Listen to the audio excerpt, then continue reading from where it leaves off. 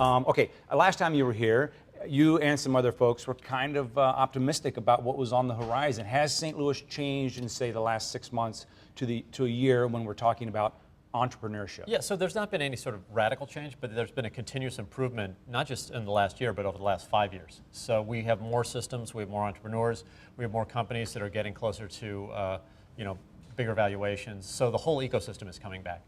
What do you still want to see happen? Well, more of the same. I mean, we could still use more coders, we could still use more funding, we could still use more entrepreneurs. There's room here for, 100 times what we've got, but that's just an infinite goal. Is there the money? And we've talked about this. We're going to get into this more tonight. But is the money that we need here and things of that nature? Yeah, so I think the money's here. I think money always follows good ideas. So money is one of those things that if there's a great idea, you can get it from the other side of the earth almost instantaneously. So I don't feel like that's a tremendous constraint, although we would like to have some more sophisticated investment groups locally. But we're all working on that as well.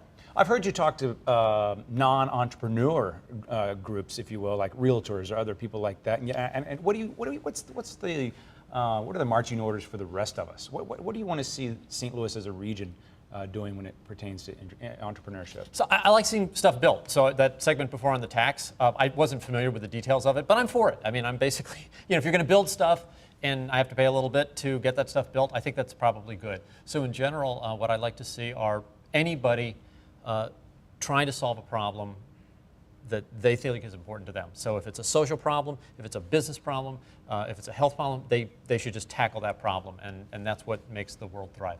Okay, so when someone invents the next square, how did we get it to stay over on Del Mar permanently or wherever in St. Louis? And this is not a criticism. No, but you had to go to San Francisco. Well, we had an engineering talent need that could only really be met in that one city. I mean, we would have had trouble scaling in New York. So we're sort of a special case because we've got almost 300 engineers now, and it's difficult to raise that many people here with that technical background. But in general, I think a great idea that takes root here is going to stay here. So we've got a lot of companies, Lockerdome, Top Ops, Hatchbuck. There are a bunch of them that are rooting here, and I think are going to grow very big. You're doing something about that coding talent. Catch us up on LaunchCode. So LaunchCode is great. LaunchCode is a program that I started with a few other people, and we now have almost 80 people that have been placed into jobs. Now these are people who don't have traditional coding credentials, so they don't have a 4-year degree. But are they self-taught? They're self-taught. Some of them have taken a free class that we offered in conjunction with edX and Harvard.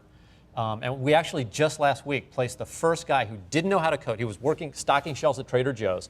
He took a free class from Harvard. He is now employed.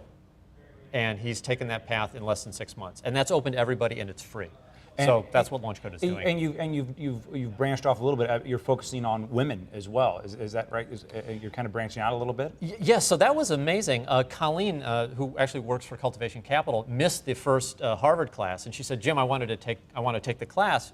What should I do?" And I said, "Well, get some study buddies. Get 3 or 4 people." So she posted something on Facebook, and 500 women showed up. So we fire drill, we got a big place, we got some mentors, we got some teachers, and we actually had people from the first CS50 class who were all female. They came back and they mentored. So now we have a LaunchCoder Girl, which is a female-only version of the LaunchCode class that we run co-ed.